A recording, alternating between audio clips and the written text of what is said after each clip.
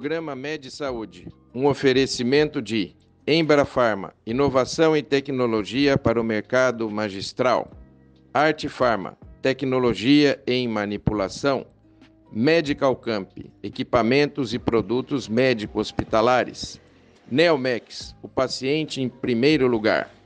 MHV Cardio, cuidando bem do seu coração. Meu querido amigo Aloísio, hoje nós estamos recebendo um neurologista aqui, que o currículo do cara é tão grande que se eu for falar tudo, o programa não termina. Termina, eu já percebi isso também. Aqui. Estamos aqui com o Dr. Renan Barros Domingues, doutor em neurologia pela Universidade do Alabama, em Birmingham, pós-doutorado pela Universidade de Lille, na França, e professor de neurologia da Santa Casa de Misericórdia de São Paulo, que vem falar hoje para nós sobre um tema muito interessante, que são as neuropatias do idoso. Renan, eu quero agradecer a sua presença no nosso programa. Muito obrigado por ter aceitado o nosso convite. É uma honra para nós no Med Saúde tê-lo aqui. É uma honra para mim. Muito obrigado, Aloísio, Marco. É um prazer estar aqui com vocês. Olha, de novo, o conflito de interesse, né, Aloísio? Exatamente.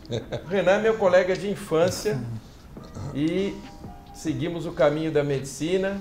E a amizade perdurou até hoje e a alegria de ver um colega brilhando como brilha o Renan na área de neurologia. Eu já começo o nosso bate-bola, Renan, já fazendo aquela pergunta que já vai situar o nosso telespectador. Quais as doenças neurológicas mais comuns no idoso?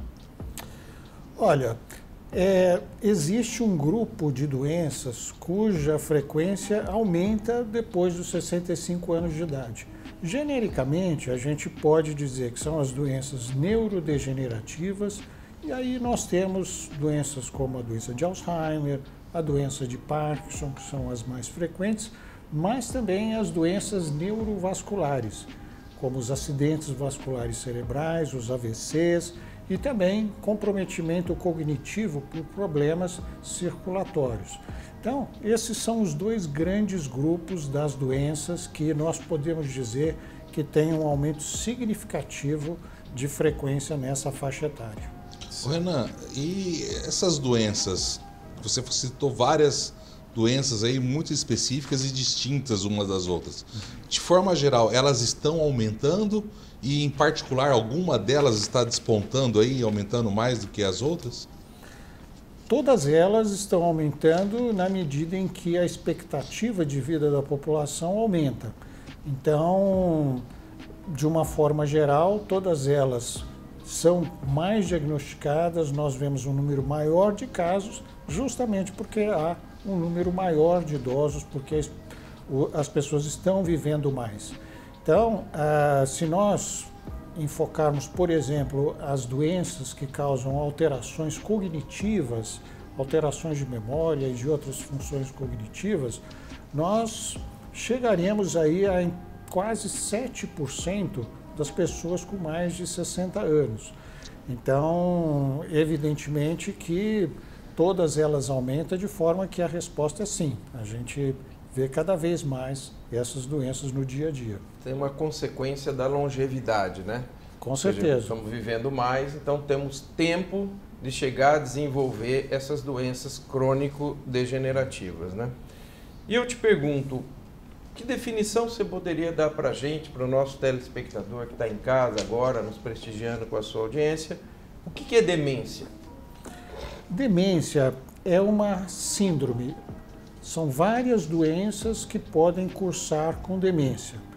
E nessa síndrome, nesse conjunto, né, de sintomas que nós chamamos de demência, existe uma deterioração predominantemente cognitiva, podendo também ser comportamental.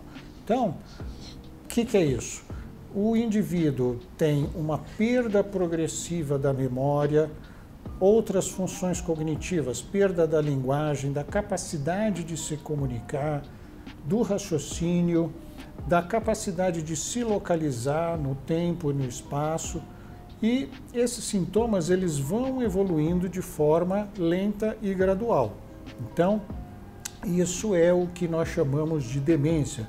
E nesse contexto, as pessoas que têm demência, em algumas doenças mais, em outras menos, podem ter também alterações comportamentais, podem ficar mais apáticas, mais agressivas, e esse conjunto de sintomas que nós chamamos de demência, então nós podemos encontrar em várias doenças diferentes. Seria uma via final comum. Uma via final comum. Uma via final comum de várias doenças crônico-degenerativas. Quer dizer, várias delas seriam um funil que vai desaguar na demência. Exatamente. Há uma tendência a se confundir doença de Alzheimer com demência. Na verdade, a doença de Alzheimer é uma causa de demência e é a causa mais comum. 50% a 60% dos casos de demência são atribuídos à doença de Alzheimer, mas existem outras causas, inclusive as causas vasculares também, que logo depois da doença de Alzheimer aparecem aí como a segunda causa mais frequente. O Renan, você tocou num ponto aí que eu achei muito importante e que acho que é interessante a gente focar nisso aí para o público que está nos assistindo, que são as alterações comportamentais do paciente com demência. Porque às vezes começa a gerar um conflito do cuidador com o paciente e o cuidador não consegue diferenciar isso, que é uma característica da doença, e às vezes torna isso até um pouco pessoal, né? Pela essa alteração comportamental. Você poderia nos esclarecer um pouco mais sobre isso? Exatamente, muito bem lembrado. E isso é algo muito difícil de ser assimilado pela família, porque é um trauma muito grande, é uma ruptura muito grande para a família quando o paciente chega num estágio onde ele já tem alterações comportamentais. Então, ele já não é mais aquela pessoa que os familiares conviveram a vida toda.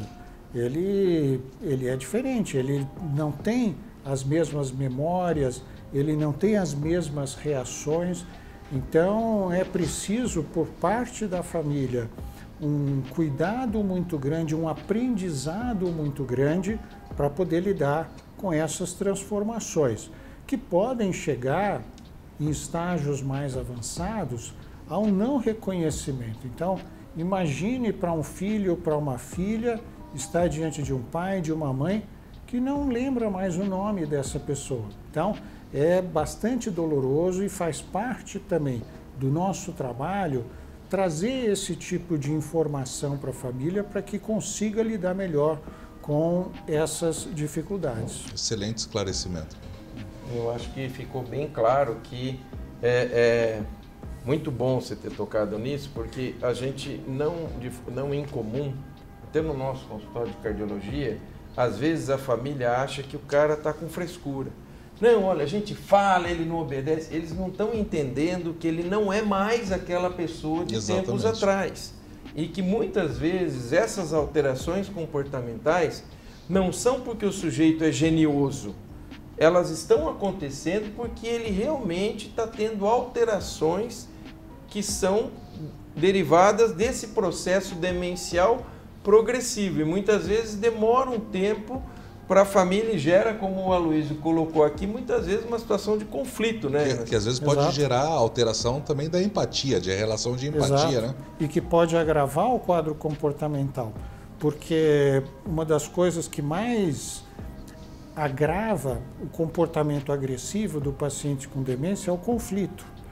Então, se antes ele já tinha reações diante do conflito, todos nós temos, mas uma pessoa que tem demência, que tem lesões cerebrais extensas, não tem mais aqueles mecanismos que controlam o comportamento, diante do conflito ele se torna agressivo, não tem freio. Ele não tem freio, né? E isso é, na verdade, quando nós tratamos um paciente com demência, nós tratamos a família, né? O paciente e a família. Sim. E às vezes mais a família do que o próprio paciente, né?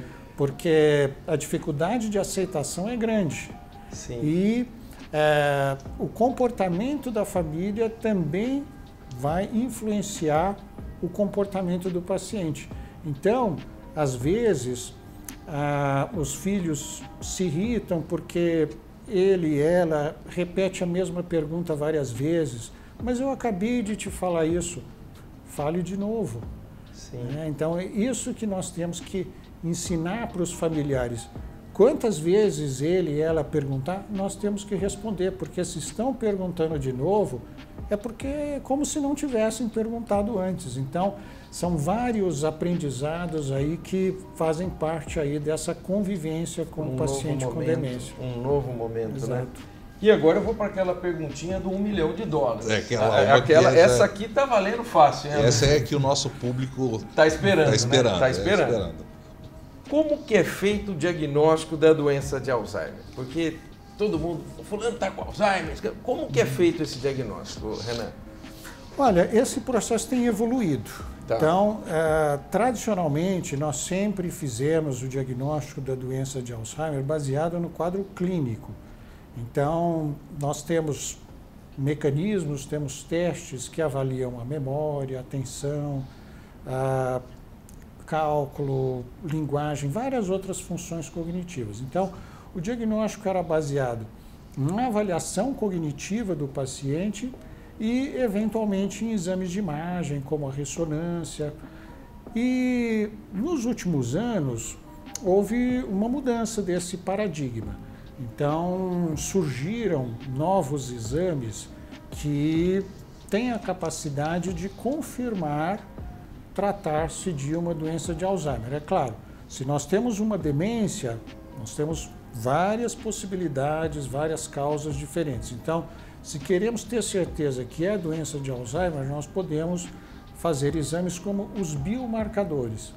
Então, o que são esses biomarcadores? São exames laboratoriais feitos, hoje em dia, no líquor, que é o mesmo líquido que se colhe para fazer diagnóstico de uma meningite. Então, hoje, esse líquido pode ser usado para fazer o diagnóstico da doença de Alzheimer. Estamos aqui com o Dr. Renan, neurologista. Você que está em casa já percebeu que esse programa está sensacional. Não saia daí. Vamos fazer um pequeno intervalo para os nossos patrocinadores e voltamos já.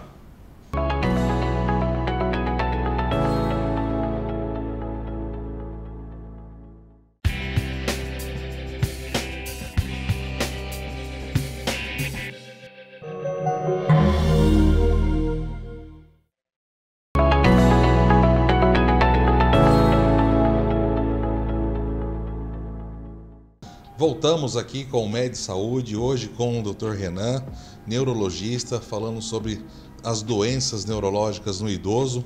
E continuando, outra pergunta. Essa vale uns 5 milhões. Essa vale uns 5 milhões. Fácil. Né? Renan, tem alguma novidade no tratamento do Alzheimer e das doenças demenciais em geral? Há inúmeras pesquisas tentando aquilo que é o que todos querem, que é bloquear a evolução da doença.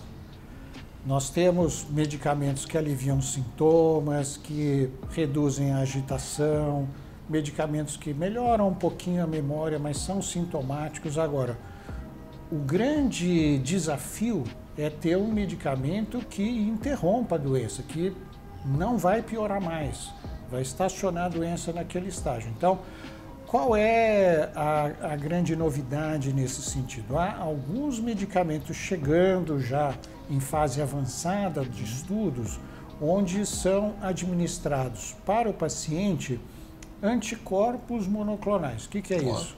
São anticorpos, né? Só que ao invés de ser um anticorpo contra um vírus, é um anticorpo contra uma proteína que se acumula no cérebro dos pacientes com Alzheimer.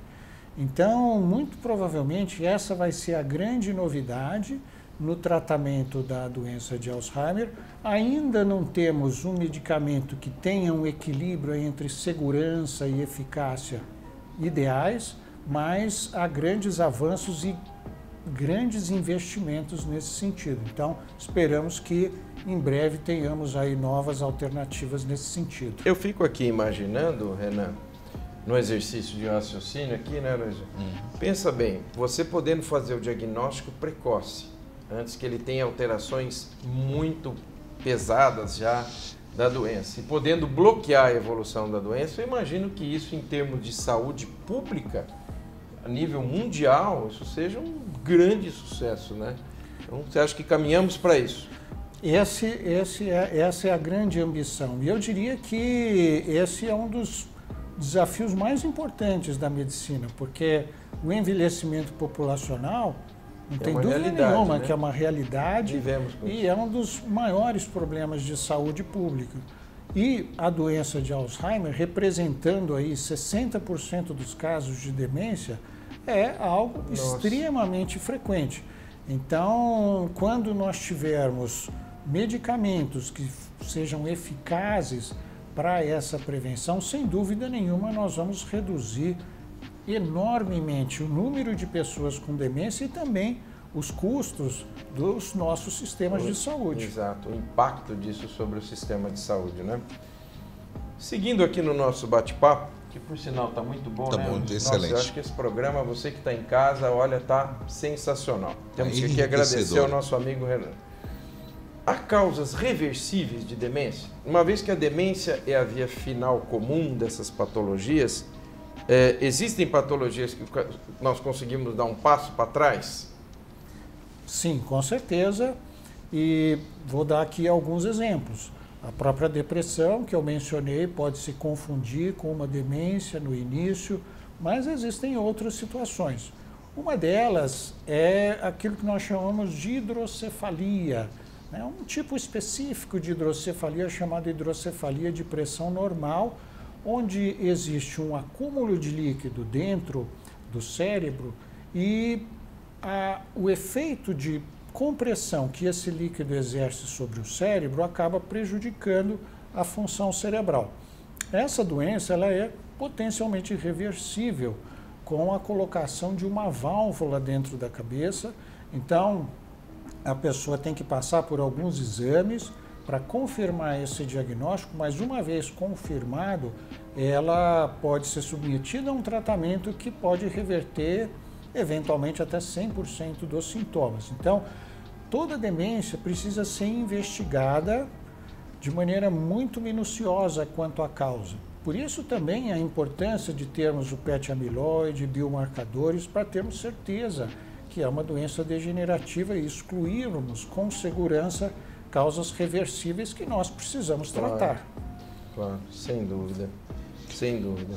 Tá bom. Bom, Renan, falamos bastante de Alzheimer, agora vamos dar uma toada um pouquinho diferente.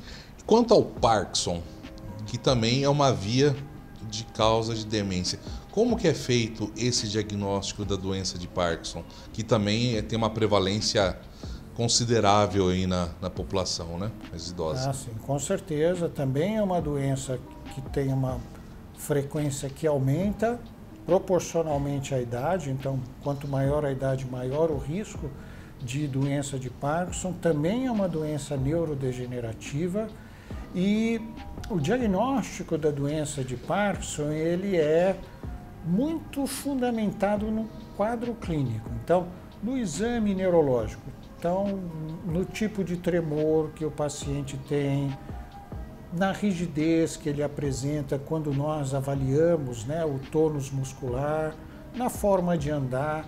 Então, o quadro clínico tem um papel muito importante. É claro que há situações onde fica uma dúvida em relação ao diagnóstico. Será que esses sintomas são realmente por uma doença de Parkinson? É uma outra doença? Enfim.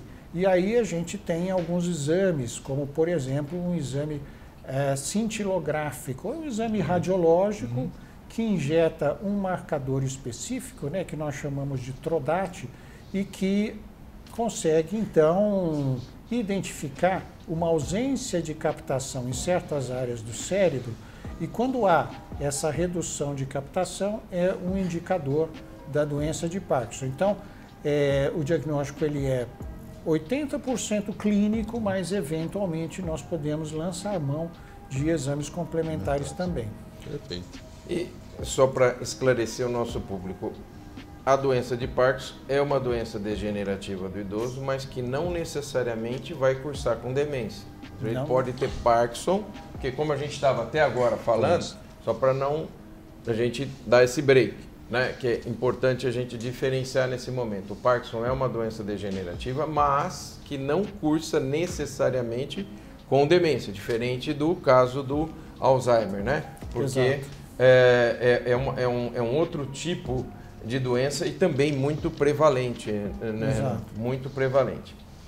Bom, e quais as novidades no tratamento da doença de Parkinson? O que você pode nos dizer para o público que está assistindo, que tem algum familiar ou o próprio paciente sobre a doença de Parkinson? Acho que foi muito bem lembrada essa diferença, né, da demência, do Parkinson, porque todos nós, né, temos essa ideia. O Parkinson é uma doença no qual o paciente tem um tremor, ele fica mais lento, ele fala mais lentamente, muda o jeito de andar. Então, o tratamento da doença de Parkinson, ele é baseado, então, em primeiro lugar, o eixo principal do tratamento são os medicamentos. E nesse sentido, né, nós temos alguns medicamentos comprovadamente eficazes que vão, em última análise, fazer o seguinte: eles vão repor no cérebro uma substância que o cérebro não está produzindo mais. Então, na doença de Parkinson existe uma redução da produção de dopamina. Então, nós vamos dar um medicamento que entra no cérebro, se transforma em dopamina e tenta reassumir a função dessa dopamina que as células não estão produzindo mais. Então, esse é o eixo principal do tratamento. Mas existe uma novidade que, embora venha sendo testada há muitas décadas, mas que ganhou um impulso grande nos últimos anos, que é a cirurgia para a doença de Parkinson. Por que ganhou um grande impulso? Por causa do desenvolvimento tecnológico. Então, a cirurgia de Parkinson, ela é feita através de um implante, uma espécie de um marca-passo, um estimulador que, assim como o marca-passo que vocês fazem, né, fica aqui na região do tórax, mas o estimulador vai dentro do cérebro do paciente em áreas muito específicas. Então, a gente hoje consegue ter recursos para localizar muito precisamente onde colocar esses eletrodos e também a forma de estimular essas áreas do cérebro também está cada vez mais precisa. Então, através desse marca-passo, né, que é chamado de DBS, esse é o nome, né, desse equipamento que é usado nessa cirurgia, é possível fazer com que aquelas células que não produziam dopamina passem a produzir mais dopamina ou passem a aproveitar melhor a dopamina. Então, a cirurgia ela tem sido feita cada vez mais precocemente e, evidentemente, que há uma série de critérios para a indicação dessa cirurgia. Não é uma cirurgia que cura a doença, é importante ressaltar isso, assim como os medicamentos. O efeito ele é sintomático, mas que em uma certa altura do tratamento pode ajudar os medicamentos a terem um efeito melhor. Então essa é, na prática, né, a maior novidade nos últimos anos, aí, a evolução, né, do DBS, da cirurgia para doença de Parkinson. Tivemos aqui, nesse programa sensacional sobre as doenças neurológicas do idoso, com o Dr. Renan Barros Domingues, que deu essa aula para a gente aqui. Renan, eu quero agradecer muito a você, a gentileza de ter aceitado o nosso convite e ter falado para nós com esse brilhantismo. Muito obrigado em meu nome, em nome do Aloysio, tenho certeza, e do Med Saúde. Muito obrigado a sua presença. Eu que agradeço, Marco, Aloysio. Foi um prazer enorme estar aqui com vocês, conversar sobre esse assunto. Eu que agradeço, foi uma honra. É isso aí. Você já sabe, o programa Med Saúde é o seu encontro semanal com a saúde. Canal 25 ou 525 NET. Nós sempre estamos aqui para o seu bem-estar.